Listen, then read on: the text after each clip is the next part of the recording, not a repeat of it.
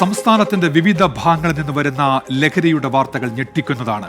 കോഴിക്കോട് താമരശ്ശേരിയിൽ police പരിശോധനയ്ക്കിടെ MDMA പാക്കറ്റുകൾ വിഴുങ്ങിയ യുവാവ് മരിച്ചു.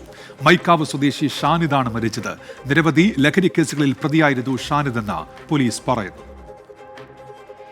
താമരശ്ശേരി അമ്പായത്തോട് പള്ളിക്ക് സമീപത്ത് വെച്ച് കഴിഞ്ഞ ദിവസം രാത്രിയാണ് സംശയാസ്പദമായ സാഹചര്യത്തിൽ ഷാനിദിനെ പോലീസ് കാണുന്നത്. പോലീസ് തന്നെ കണ്ടെന്നറിഞ്ഞ ഷാനിദ് ഓടി രക്ഷപ്പെടാൻ ശ്രമിച്ചു. പോലീസ് വിട്ടില്ല. ഷാനിദിനെ സാഹസികമായി പിടികൂടി. പോലീസിന്റെ പിടിയിലായതോടെയാണ് താൻ MDMA പാക്കറ്റുകൾ വിഴുങ്ങിയെന്ന് ഷാനിദ് വെളിപ്പെടുത്തിയത്. പിന്നാലെ ആദ്യം താമരശ്ശേരി താലൂക്ക് ആശുപത്രിയിലും പിന്നീട് കോഴിക്കോട് മെഡിക്കൽ കോളേജിലും പ്രവേശിപ്പിച്ചു. എൻഡോസ്കോപ്പി നടത്തിയതിൽ പാക്കറ്റിനുള്ളിൽ ക്രിസ്റ്റൽ രൂപത്തിലുള്ള വസ്തുവാണെന്ന് കണ്ടെത്തി. പിന്നീട് MDMA ആണെന്ന് സ്ഥിരീകരിച്ചു.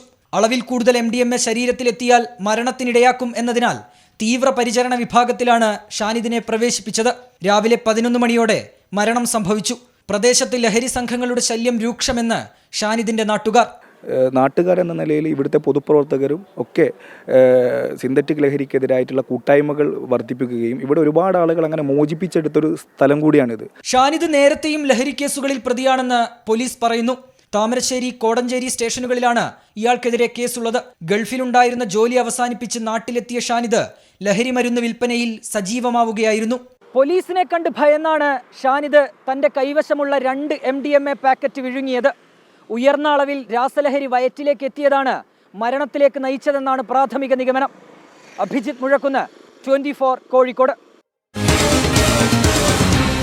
പൊതുജനം കഴുതയല്ല സാർ.